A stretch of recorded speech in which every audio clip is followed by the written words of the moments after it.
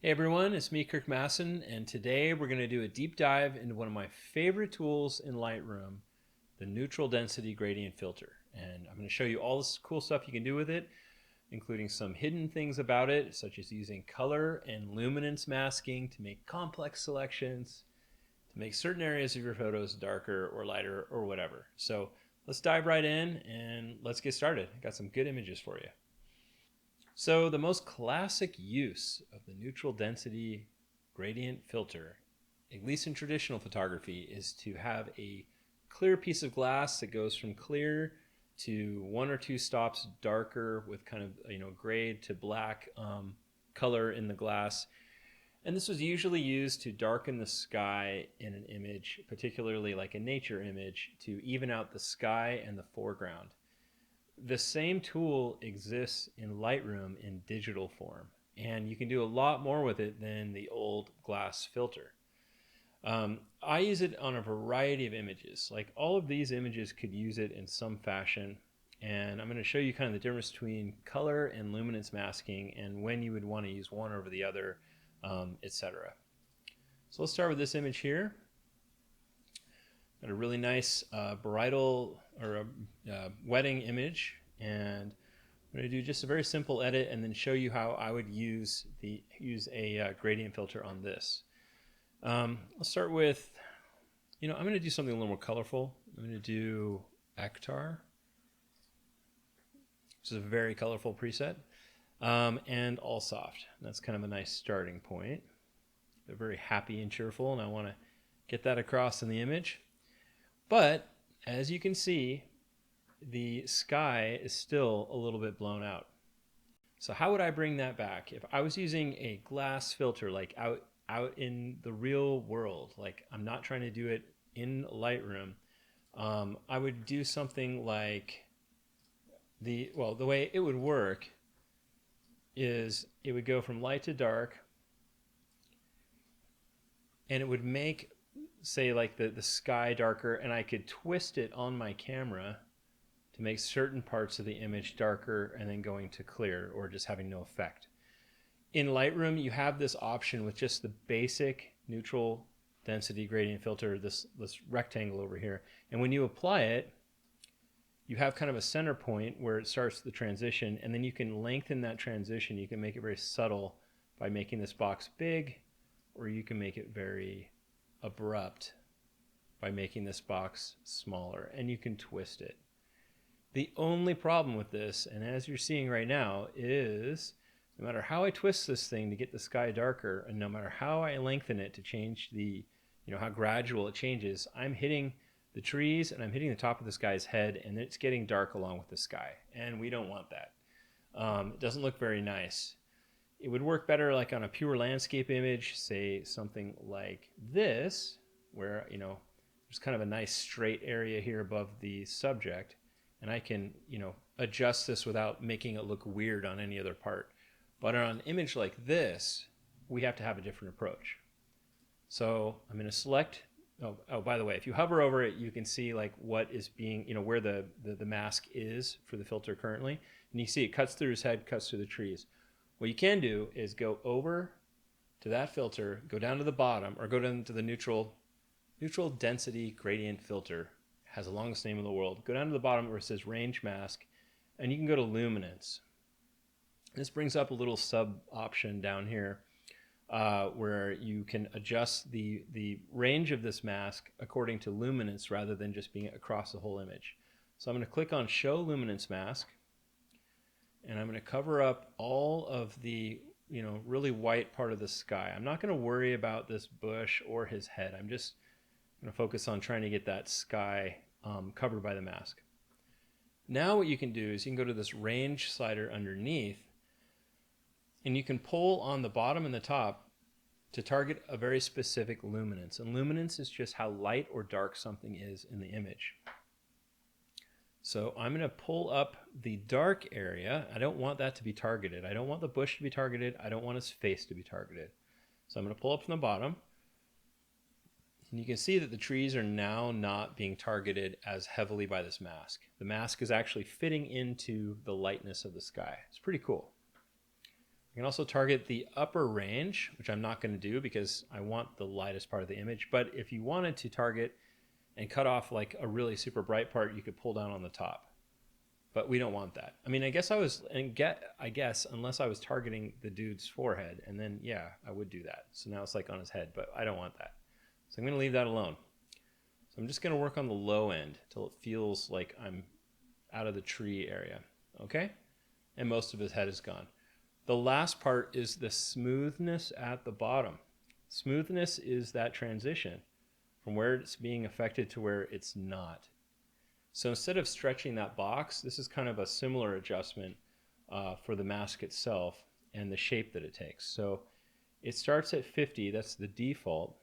And if you wanted to, you could kind of feather it off by going up to a higher number, or you could make it stronger on the areas that are being targeted by going lower. I find that at least for smoothness, it's better to now turn off the visible mask so you can see what the heck you're doing, because sometimes weird things can happen. So if I was to take the smoothness like way down, it's starting to affect like his face. If I take it way up, it's starting to kind of hit the trees. But this at least lets you kind of control how you want that mask to roll off. So I'm just going to put it, 50 is where it starts. I'm actually going to lessen it just a little bit. Okay, here's the mask we ended on. And I know it's a lot to take in right now, but it's actually really simple. I've got my mask adjusted, to where I want, and now I can adjust it. It's hitting his head a little bit, but not as much as before we did the luminance masking. Got it? That's a heck of a lot of stuff to digest, but that's what it does. It makes the sky darker right there. It kind of evens it out. Pretty cool. Another option that you can do, another type of masking, is you can take a circular radial filter. And what you can do is you can make a circle like so, and this is kind of a good example because there's a wedding dress. Wedding dresses are notorious for being very, very bright because they're white, or often they're white. You can take this circular radial mask and use it much in the same way as the neutral density gradient filter that I just showed you. So now I'm just taking this oval, which I can shape, and getting it roughly over her dress. So just kind of in this area. Of course, I could just freehand it with a brush too. That works as well, but I just wanted to show you what the radial filter is like. So we've got that over her. And I'm going to dial in the masking itself the same way I did before. So by pulling up the low end, I can target just the dress itself. In fact, I could probably make this a little bit bigger. How this is better than just freehanding it with a brush, I don't know. I mean, this is more just like an example. But by just adjusting the range, we can get it to cover what we want to cover. All right. Probably not going to make this absolutely perfect. It's okay. All right, there we go. Got the dress. So now that I've targeted the dress on the second filter, I can adjust it the same way as I did before. And that is the basic use of both filters. So let's try some other examples. So on this next image, these filters are even more important. So I would say for this, we've got this really complex shape in the foreground, this railing, and then they are sitting in the shade. What's nice about this is that the sky is a pretty uniform blue, which means I may be able to use a color mask on my ND filter to mask that out and change things how I want. So let's do a quick edit. I'll just pick Ektar again, drop the exposure just a little bit. Okay, there's a very, very basic edit. I'm going to go back to my ND filter. ND is a much faster, nicer way of saying neutral density gradient filter. So I'm going to go to my ND filter. I'm going to go down to my I have to make a filter first. So let me do that. I'm going to go down to the range mask. I'm going to go to color this time. And now I'm going to select a little patch of blue.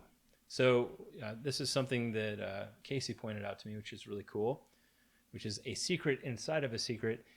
You could just click where you want the range to be, and that's fine. But say you want to like make sure you get all the blue, you can do a kind of a drag selection like that and make sure that you get all of it. So that's a much nicer selection. We're getting all the blue. And if I hold down Option and adjust this mask, you can see what is being targeted. So I don't want them targeted. I want to just get the sky. So now that the sky is targeted, I can adjust just the sky, which is pretty cool. And it's still an ND filter. Yes, you could do this using the HSL panel. Yes, you could. But this is just another way to do it with a tool that has a lot more capability than it used to. And you know, if you go back a few versions of Lightroom. So that's pretty cool. I love it. So now that we've got the sky darker, we can make the entire, you know, the foreground a little bit lighter, kind of even that out.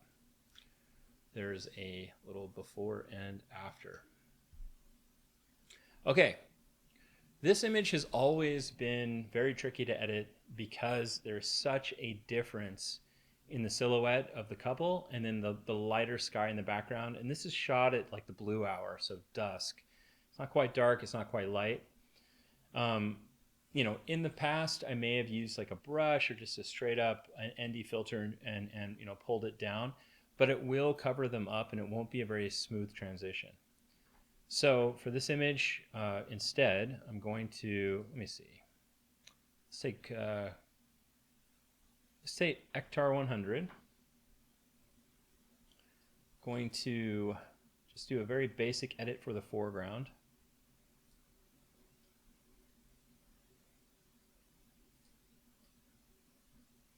Okay, so I've got the foreground how I want. I like how they look. I like how everything looks. Now I just want the sky to be darker. I can take the ND filter, pull it down, and if I just left it like this, the problem, as you can see, is that by targeting all that blue sky behind them, I'm also targeting the rock and the couple, and I don't want that. So I'm going to go to the range mask. And I could do either color or luminance. I'm not quite sure which one's going to work better on this, but we can try both. So if I did a color mask, I'm going to be focusing on this blue sky up here.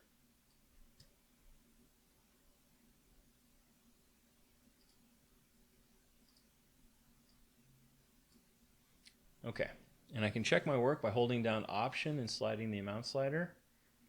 It's kind of cool looking. And I just want to get just the sky without too much of them. So this is too much. This is a little nicer breakpoint right there. And now I have control over the sky.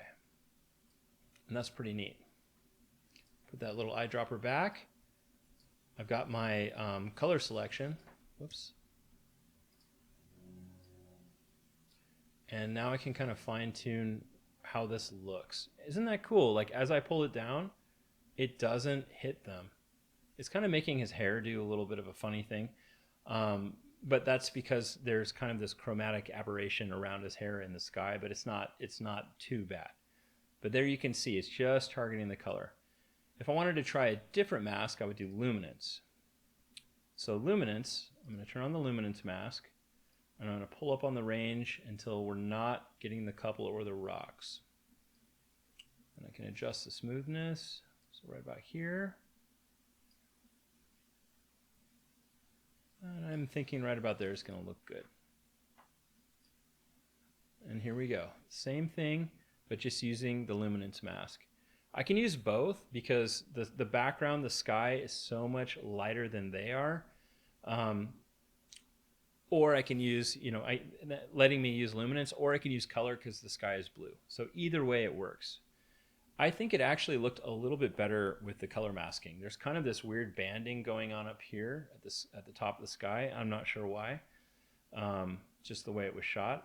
So if I go back to a color mask, So to here, it's just a little bit of a smoother gradation from top to bottom. And I think the color mask looks a lot better. There's before and after. Very, very cool. Okay, let's pick another image that is tricky and challenging. This image is particularly difficult because of the shape of the trees. You've got this like light sky kind of poking up and down through these trees, and there's no traditional way that you could edit this easily. So do a quick edit here. I'm going to make this Fuji 400H actually from the Fuji original pack. Boom. Okay, so I want to target that up and down area in the trees. If I was to use just a normal ND filter, we're gonna have all kinds of problems. It's hitting these trees, it's hitting the castle, it's getting the sky, but it's just not really acceptable. So instead, I'm going to go down to the range mask, and this time I'm going to do luminance. I think luminance will be perfect. So turn on show luminance mask, and by using the range adjustment, I'm going to kind of break those trees out of there and just target the sky. I'm not sure if I want the castle to be in there or not. I'm just going to play with this for a second. That's a pretty good selection, actually. That's very distinct. So you can see where the mask is just weaving in and out of the trees, getting just the lightest part between the trees. Now that that's off, I can target just in the trees. And this is actually probably the best example so far of the power of this tool. And that's pretty amazing. There is no other way that I could get such a precise selection so quickly in the sky and be able to drop down that exposure. You could do other things with it too. I mean, it doesn't always have to be about exposure. It doesn't have to be about making this darker. In fact, it could be about making it darker and warmer. So if you wanted to like take some of the blue out of the sky, you could, no problem. It's a very powerful creative tool. And yeah, just by doing that, we've got a completely different look for this image by darkening the sky and warming it up between the trees. It's pretty awesome. Okay. I'm very curious about this one. This is a very difficult lighting situation by this window. It's a very high contrast range. So let's see. Do Fuji 400H. Cool it down just a little bit. And now I'm going to go grab my ND filter. I'm going to pull it in from the side.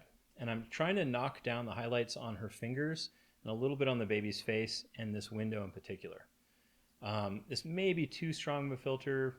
I don't know. We'll find out. I'm going to get it aligned how I want. And now I'm going to go down to the range mask. I think this would be luminance. Show the luminance mask. And now I'm going to take the bottom end out of it so it's not affecting the non, super bright areas. So I'm going to pull up on the bottom of the range, and I'm going to maybe take down the smoothness a little bit to help fill in the top of the window right here. Let's see what that looks like. Yeah, that's pretty awesome. That's a pretty awesome tool. It's just hitting exactly where I want without hitting everything else. So if you've never really played around with a neutral density filter, you are missing out. It's one of my favorite tools in all of Lightroom. I used it for years just in its most vanilla basic form of just, putting it at the top and pulling it down like I would with a glass filter. But with these new masking tools that are inside of the ND filter and inside of the Radial filter, you can do so much more. And there's really no right way to do each photo. I recommend playing with it. You're either going to be targeting either color or luminosity if you want to go a little bit deeper than just a straight ND filter. But you will start to get an instinct for which one to use, and it could be very, very helpful depending on what you're editing. So I hope you found this useful. If you enjoyed this video, be sure to subscribe to all of our videos on YouTube. Hit the subscription button. Hit that bell so you don't miss any of our new videos as they come out. And also, don't forget to join our Facebook community, Mastin Labs community on Facebook. It's a great community. It's great. We answer a lot of questions for newcomers, You can drop your images in there and have them edited by the community with any preset you want, so you can see what it looks like on your image before you buy. So it's a great place to be, and we'd love to have you. Until next time, thank you so much for joining me, and happy editing.